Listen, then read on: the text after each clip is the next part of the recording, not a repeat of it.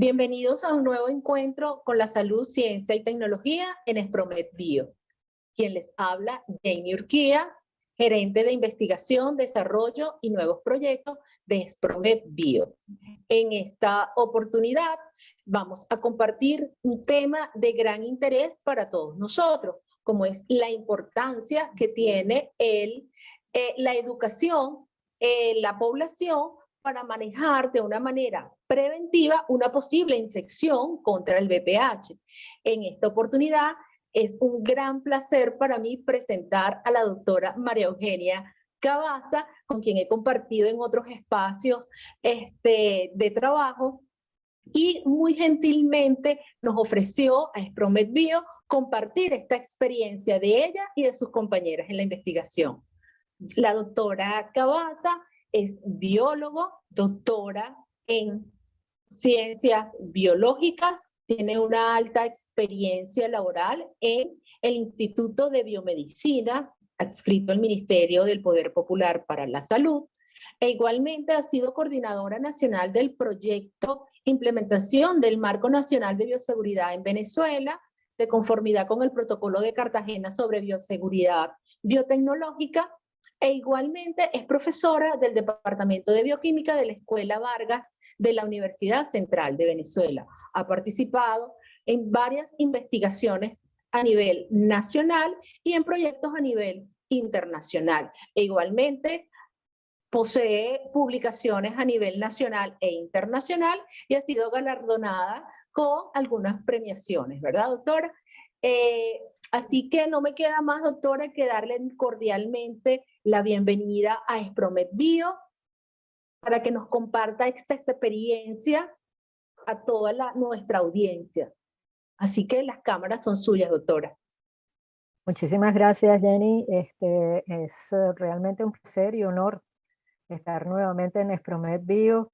Desde que lo visité, pues me quedé con, digamos así, como el corazón muy contento de ver cómo la gente tiene un espíritu de trabajo y de lealtad hacia lo que es la salud del pueblo venezolano.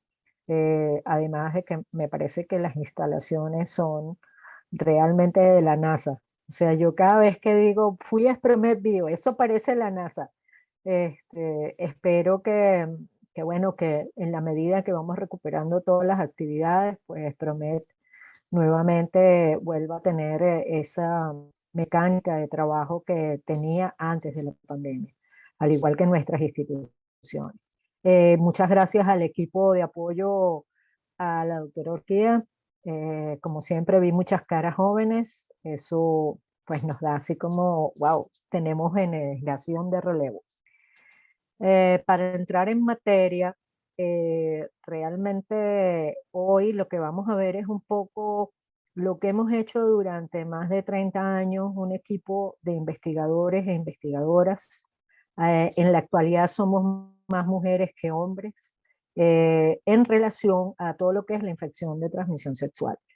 Las conferencias anteriores pues estaban basadas más en los aspectos biológicos y clínicos. La licenciada Mayra, la profesora Daya y la profesora Correnti, pero hoy vamos a ver otros aspectos de estos proyectos que hemos ido realizando durante todo este tiempo. Voy a compartir pantalla.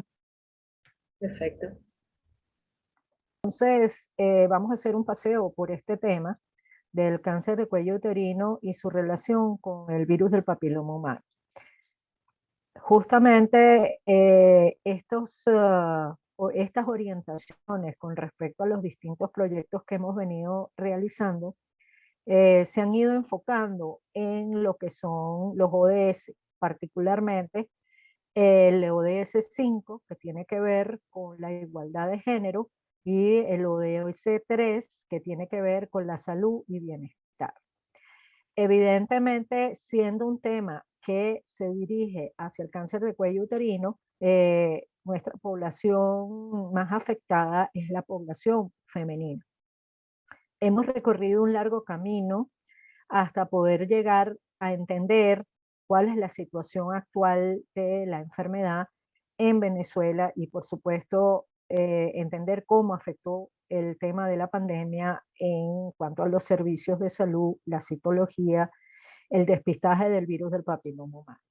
Como ustedes podrán ver, esta historia del virus del papiloma humano pues viene más o menos de 1842 a 1990, en donde se entendió que estas partículas virales efectivamente estaban asociadas a el desarrollo de preneoplasias y neoplasias, no solamente en el cuello uterino, sino que hay otras entidades. Por supuesto, en el 2006 hubo la aprobación de la primera vacuna contra el virus del papiloma humano, y definitivamente la OMS en el 2020 promovió un programa que se llama 90-70-90 como la iniciativa bandera para disminuir el cáncer de cuello uterino. Esto nos pone en una situación de fecha, es decir, para el 2030 a nivel mundial se deben haber reducido o prácticamente eliminado todo lo que tiene que ver con la mortalidad de las mujeres afectadas por cáncer de cuello uterino. Definitivamente hay una fecha importante para nuestros equipos de trabajo que se dedican a la parte de biología molecular, que fue el 2015, en donde ya se empiezan a introducir las pruebas moleculares para el cribado de las mujeres. ¿Quiénes somos y por qué investigamos el tema? Evidentemente, esto no se puede hacer con una sola institución, no se puede hacer con un solo equipo de trabajo. Brevemente, para que tengan una idea, particularmente hemos estado trabajando con organismos como el Instituto de Oncología y Hematología, que pertenece al Ministerio del Poder Popular, el Instituto de Biomedicina Dr. Jacinto Convit, que tiene parte UCB y parte MPPS, la Facultad de Medicina de Mérida, la Facultad de Medicina de Zulia, el Instituto de Investigaciones Huitremundo Torrealba en Cojedes, en Udo, teníamos un centro que era básicamente el hermano de Biomedicina Caracas, que es el Instituto de Investigaciones Biomédicas y de Ciencias Aplicadas en Sucre, IECA, y habíamos, por supuesto, enrolado también a la Facultad de Odontología, porque este virus también tiene una acción en lo que es toda la parte bucal, cabeza, cuello, faringe, el área. Ustedes ya han visto anteriormente que hay cánceres que están asociados a este virus. O sea, no es solamente el cáncer de cuello uterino, tenemos cánceres de piel, tenemos lo que dije anteriormente, cabeza, cuello y todo lo que es la parte orofaringia, pene y ano. O sea que estamos en esta pregunta, ¿estos virus pueden infectar hombres y mujeres? La respuesta es sí. Hay una edad específica en la cual se adquiere la infección, realmente no. Hay toda la gama etaria para poder adquirir una infección por el virus del papiloma humano. Las bases de lo que sabemos actualmente son: la tasa de cáncer cervical no ha disminuido en forma apreciable en estos últimos años, la incidencia y la proporción de adenocarcinomas de cervix está en incremento, los análisis para el screening no están diseñados para la detección de los cánceres que no son del tipo escamoso cervical, ha aumentado la proporción de mujeres diagnosticadas con cáncer cervical invasor luego de 3 años de la última visita ginecológica. Estos son los alertas. Y los alertas evidentemente tienen que ver cómo está la situación en Venezuela con respecto al cáncer de cuello uterino, el cual es la segunda causa de muerte oncológica en el país. Y por supuesto la población femenina es la que se encuentra más afectada. La primera causa sigue siendo el cáncer de mama, pero allí pegadito, porque este gráfico no está actualizado, pero sospechamos que va a alcanzar un poco lo que son la incidencia y la mortalidad con respecto al cáncer de mamas. Una cosa importante que siempre uno tiene que ver, sobre todo si va a ir en la parte de información hacia la población, es quiénes son, digamos, los rangos de edad que están afectados, y de acuerdo a eso pues se construye entonces lo que sería la aproximación a las comunidades, de tal manera de que el mensaje llegue correctamente. Como ustedes pueden ver acá, el cáncer de cuello uterino, de acuerdo a la edad, ¿okay? Tenemos que justamente en cuanto a la mortalidad, ustedes pueden ver que podemos tener una mortalidad sostenida a partir de pacientes de los 15 años en adelante. Obviamente esto varía considerablemente dependiendo las regiones que se están estudiando en el momento. Entonces, una de las cosas que el grupo de investigación se ha enfocado es justamente tener la noción de dónde está la afectación en primera instancia, en qué rango de edades tenemos que trabajar, dónde está el mayor problema. Los adolescentes, evidentemente, son los que se van a exponer con mayor frecuencia a esta infección, y no solamente a la infección por el virus del papiloma humano, sino a las otras infecciones de transmisión sexual cuando tienen sus inicios en la práctica sexual. Ese es un grupo importante que hay que trabajar en cuanto a la información. Se da una información veraz, una información que no tiene que ver con el miedo, que es el otro punto clave de cualquier campaña o de cualquier trabajo que uno haga con las comunidades. A través del miedo es poco lo que se consigue. Hemos visto que la información dada de una manera específica, siempre hablando en forma bastante abierta con respecto a las prácticas sexuales y cuáles son los pros y los contras de cada una de ellas y cómo se adquiere la infección por el virus del papiloma humano, que es muy distinto. La mayoría conoce muy bien lo que es VIH, pero el virus del papiloma humano hay todavía muchísimo desconocimiento. Entonces, como ustedes verán, la pirámide poblacional en nuestro país está ubicada justamente en la base, es decir, tenemos todavía una gran población juvenil que debemos de abordar y darle estas informaciones y que se apropien justamente de todos los que pueden ser los aristas de la infección del virus del papiloma humano. Particularmente vamos a dirigir nuestra atención hacia la parte femenina, porque sabemos que la mujer en Venezuela es el puntal del hogar. Obviamente nosotros tenemos que entender igualmente, fíjense, esto es un trabajo que está en progreso, de un estudio desde el 2009 hasta el 2020-21 de qué estaba pasando con la infección del virus del papiloma humano. Fíjense acá, la gráfica que es en rojo es justamente el grupo etario de los 20 a 29 y como ven en todo lo que es este rango de años de estudio, siempre estas son las mujeres que tienen infección de transmisión sexual del tipo del virus del papiloma humano. Básicamente nosotros nos distinguimos de lo que es las curvas internacionales con respecto a virus de alto riesgo oncogénico y virus de bajo riesgo oncogénicos o infecciones mixtas por medio del virus del papiloma humano. Fíjense que la gráfica internacional coloca los virus de alto riesgo oncogénico, que básicamente en Venezuela los que circulan son el 16, el 18, el 31 y el 33 y el 45. Fíjense cómo los grupos etarios se infectan tempranamente, pero luego desciende el tema de la infección. En Venezuela lo que hemos visto en este trabajo de 8.000 mujeres, que esperamos poder publicar este año, es justamente, fíjense, aquí tenemos alto riesgo en azul, bajo riesgo en rojo. Entonces hay unas diferencias importantes. Estamos viendo que los virus de bajo riesgo tipo producción de condilomas y verrugas lideran en los grupos de edad, pero no podemos descuidar, fíjense, los de alto riesgo, que son los que están en segunda plaza.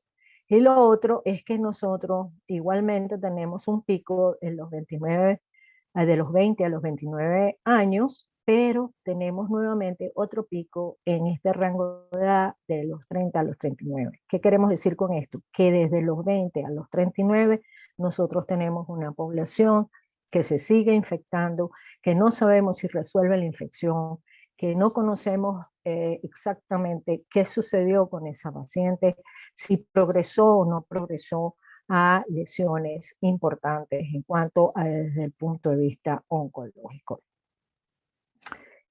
¿Qué cosas tenemos en este tipo de acciones que se quieren hacer en cuanto a la información y cómo entender qué es la dinámica para transmitir el mensaje?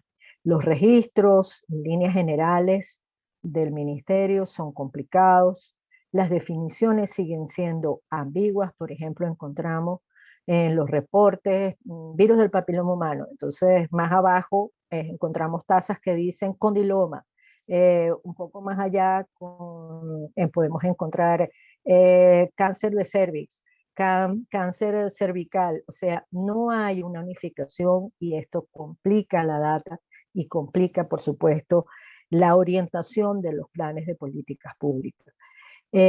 No tenemos datos confiables debido a justamente el tema de estas bases de datos. Hay un problema de subregistro en los casos de cáncer de cuello uterino y menos todavía tenemos registro de lo que puede ser la infección y la relación con las enfermedades oncológicas. Evidentemente hay que abordar los procesos educativos y el empoderamiento de la información. Ese es el mensaje, o sea, procesos educativos y empoderamiento de la información en cuanto a la infección de transmisión sexual originada por el virus del papiloma humano. Una de las cosas que hemos venido haciendo es tratar de construir, debido a toda esta explosión de la era digital, un medio que nos permita llegar a más personas. Entonces, esta sería la carátula, vamos a decir, de la próxima página web del grupo, que afortunadamente hemos sido apadrinados por el Ministerio de Ciencia y Tecnología y está colaborando con nosotros para poder construir esta página web y colocarla en un link dentro de la página del Ministerio de Ciencia y Tecnología. Pero más o menos este sería el prototipo, en donde podemos dar una información que llegue a más personas y sobre todo a las personas que manejan mejor los medios digitales. Podemos hacer encuestas rápidas para entender cuál es la dinámica en un momento determinado. Podemos mandar mensajes que sean idóneos y más que todo es cómo informar para la prevención y el control de la enfermedad. A través de los distintos proyectos que siempre han sido aportados y han sido financiados en líneas generales por el Ministerio de Ciencia y Tecnología, con alguna ayuda del Ministerio para el Poder Popular de la Salud, pero principalmente el de Ciencia y Tecnología. Hemos podido generar, por ejemplo, manuales como estos, ¿no? Hay un manual que se dedica única y exclusivamente a las infecciones virales de transmisión sexual, porque pensamos que hablar del virus del papiloma humano es también hablar de las demás infecciones de transmisión sexual, que no lo podemos desligar directamente de eso, porque ahí hay un mensaje importante, porque es la infección de transmisión sexual, qué pasa allí, qué sucede, en qué riesgo estás, cómo lo puedes controlar, cómo puedes disfrutar, puedes tener placer, puedes tener una aproximación que sea a la adecuada sin exponerse a una infección de transmisión sexual. El segundo folleto se dedica básicamente a algunas infecciones de transmisiones virales que no tienen que ver con el virus del papiloma humano, pero por ejemplo el herpes y el citomegalo.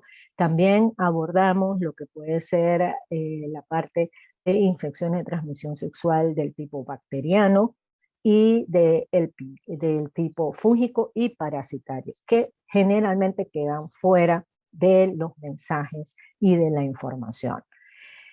También en el material POP tenemos folletos en donde se explica las infecciones de transmisión sexual en forma muy breve y concisa en qué consiste, qué pasa en las mujeres, qué pasa en los hombres, cómo prevenirlas efectivamente. En este caso teníamos la posibilidad de hacer, es un proyecto también financiado por el Ministerio de Ciencia y Tecnología, teníamos la capacidad de hacer todas las ITS. En la actualidad no estamos en ese nivel, quizás lo recuperemos, pero en este caso la información se refiere a todas las infecciones de transmisión sexual. Tenemos materiales de este tipo, son unas especies de reglitas que se repartieron en liceos y se repartieron en distintas actividades que hemos realizado con las comunidades, de tal manera que uno tenga un recordatorio y por supuesto el tema de hacer hincapié en el uso de los métodos de barrera, tanto femeninos como masculinos. Este es uno de los sitios en donde hicimos un abordaje con la formación de promotores de salud. Aquí tengo que hacer un agradecimiento a la doctora Giovanna Palumbo, que nos dio toda la parte, digamos, de ejecución y gerencial de cómo formar promotores de salud que deben de abordar las comunidades. Esto que nos permite tener una visión integral de la salud del individuo y de la comunidad, nos facilita el conocimiento y la aplicación de reglas generales para la prevención primaria, nos facilita el surgimiento de procesos multiplicadores, porque la idea aquí es el promotor se mueve dentro de la comunidad, identifica un líder o una líder, de tal manera que esa persona multiplique la información con un lenguaje verbal que llegue efectivamente a cada uno de los grupos en los cuales se va a hacer la acción. Era justamente cada uno de los eventos, entender cómo es la docencia para el diagnóstico y prevención de la infección del virus humano, qué aplicabilidad puede tener, actividades y resultados esperados. Justamente es, digamos, como la guía central de la acción sobre la población.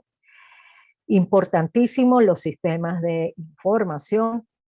Evidentemente, la red de datos es algo que hay que construir, hay que poner a andar, porque los datos y la Big Data son actualmente unas herramientas importantísimas para poder visualizar a nivel geográfico qué es lo que está sucediendo, no solamente con la infección del virus del papiloma humano, sino con muchas infecciones o enfermedades crónicas. Otra de las cosas que estamos desarrollando es justamente lo que llamamos la hoja clínica digital en la red de estudio del virus del papiloma humano, en donde tenemos un módulo con la parte demográfica de la paciente o el paciente. En este caso va a ser dirigido hacia las mujeres. En el cuestionario anterior teníamos toda una serie de preguntas que nos permitía saber cuál es la conducta, cuáles son los medios de comunicación que mayormente utilizan las personas para enterarse no solamente de la infección del virus del papiloma humano, sino de muchas cosas que tienen que ver con la salud. Entonces, esto está nuevamente en construcción. Justamente en este caso, no solamente vamos a tener el módulo demográfico, vamos a tener el módulo clínico de la paciente, vamos a tener el módulo de lo que puede ser el análisis de histopatología de esa paciente y el análisis del laboratorio de biología molecular y a futuro, por supuesto, el tema de la vacunación. O sea, vamos a poder entender cuál va a ser la dinámica y vamos a poder tener mejores indicadores para la planificación. La teleconferencia y la telecapacitación es otra cosa que evidentemente tenemos que llevar adelante para poder entonces no solamente promover los conocimientos de la infección de transmisión sexual del tipo del virus del papiloma humano, sino también orientar a los profesionales que están fuera de las áreas centrales, o sea, que yo pueda hablar con un ginecólogo que está en Tucupita, o un grupo de ginecólogos o urólogos que están en Tucupita, orientarlos sobre la prueba molecular del virus del papiloma humano, discutir con ellos qué es lo que está pasando en la región. Así lo puedo hacer en Apure, lo puedo hacer en Falcón. Si nosotros logramos entonces tener un sistema que nos permita conectarnos con los demás centros satélites. Básicamente, el uso de la data en la investigación clínica es una fortaleza si se logra montar el sistema correctamente. Hay que ser una data segura, anonimizada, como lo mandan los comités de bioética. Debe haber una recolección de información digital, esa es la orientación en líneas generales a nivel mundial. Tenemos la particularidad de poder tener los repositorios de información, los sistemas de vigilancia epidemiológica, sistemas de investigación, el análisis de la información y por supuesto ya en actualidad, ya yo no lo considero un tema del futuro, es el uso de inteligencia artificial para poder entonces establecer políticas de salud pública orientadas efectivamente hacia la salud de nuestra población.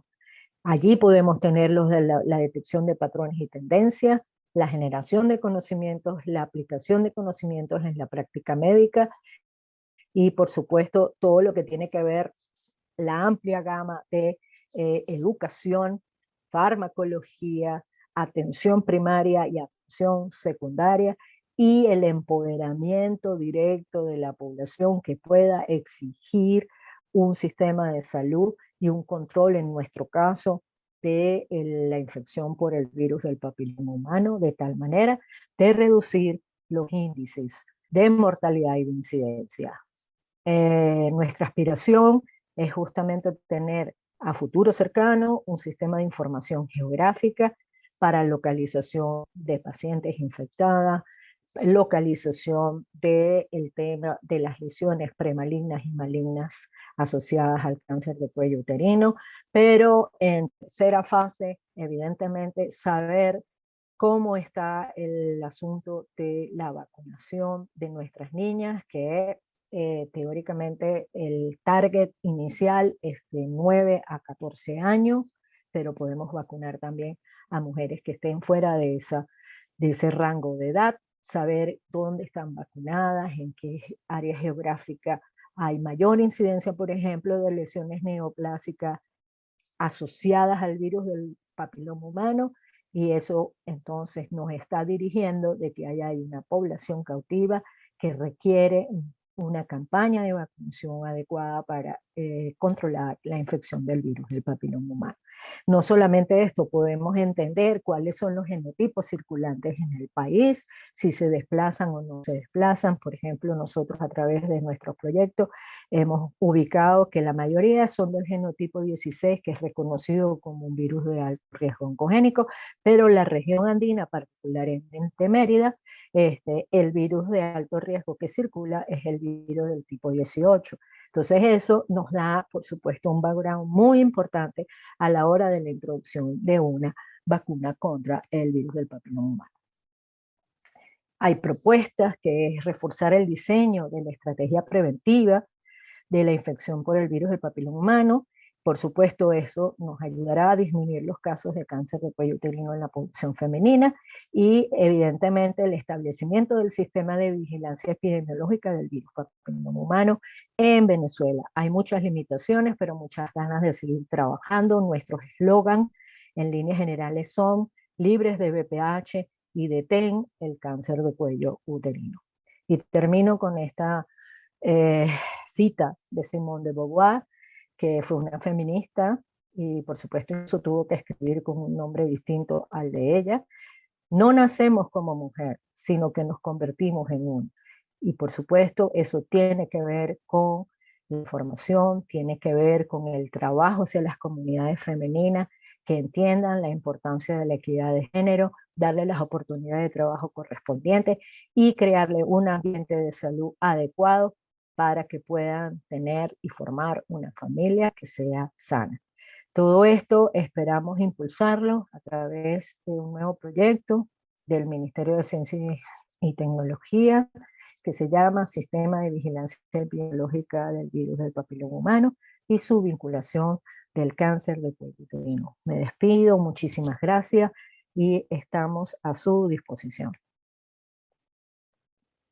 Doctora, muchísimas gracias por esa brillante presentación y todo ese panorama que nos ha dado para conocer un poco más de lo que están trabajando ustedes en métodos de prevención y de educación a la colectividad.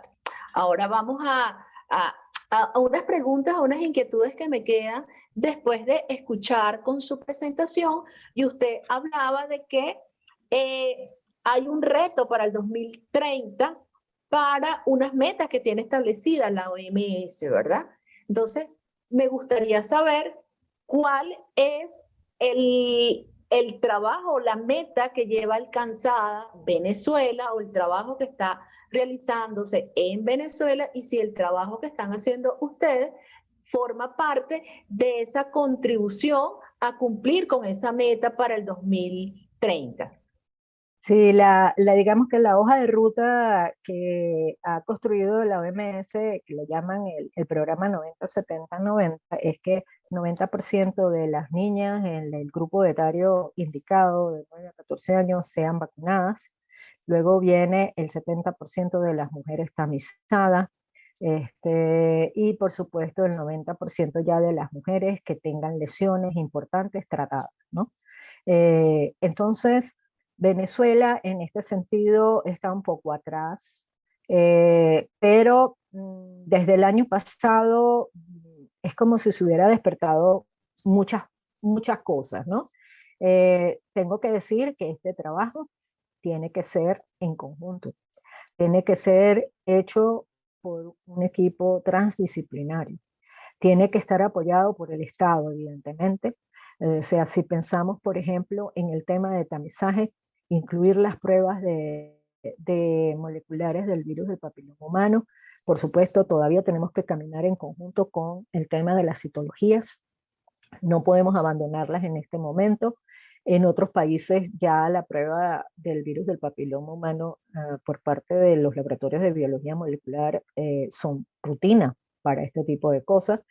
Entonces, en Venezuela tuvimos como un auge de las pruebas de biología molecular, sobre todo por los grupos de investigación que ustedes vieron en la segunda o tercera lámina, pero luego, evidentemente, al no tener financiamiento, eso fue un poco cayendo. Ahorita está surgiendo nuevamente el grupo para el sistema de vigilancia del virus de papiloma humano, para poder entonces dotar a los centros, sobre todo aquí tenemos dos centros importantes que son el Instituto de Oncología y Hematología en el Laboratorio de Genética Molecular y el Laboratorio de Microbiología Molecular en el Instituto de Biomedicina Dr. Jacinto Convit, que son los que han venido apuntando este tema.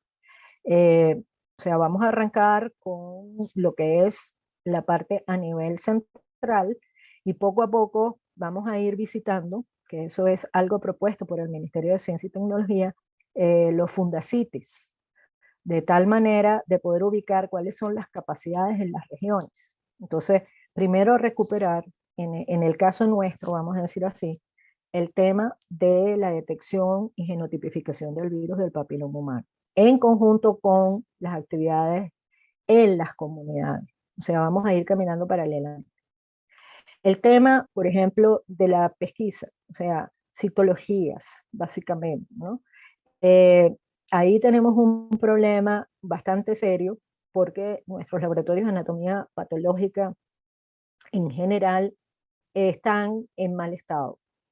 O no tienen profesionales, o tienen los equipos dañados, o les falta reactivos. Entonces, eso es otra cosa que hay que hacer mancomunadamente con el Ministerio para el Poder Popular de la Salud.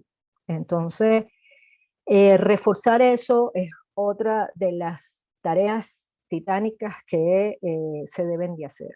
Actualmente, en la mayoría de las visitas que hemos hecho, las pacientes se les toma la muestra y la paciente pues lleva la muestra a un laboratorio privado para que le analicen su citología o su biopsia, dependiendo lo que haya ocurrido en la visita médica.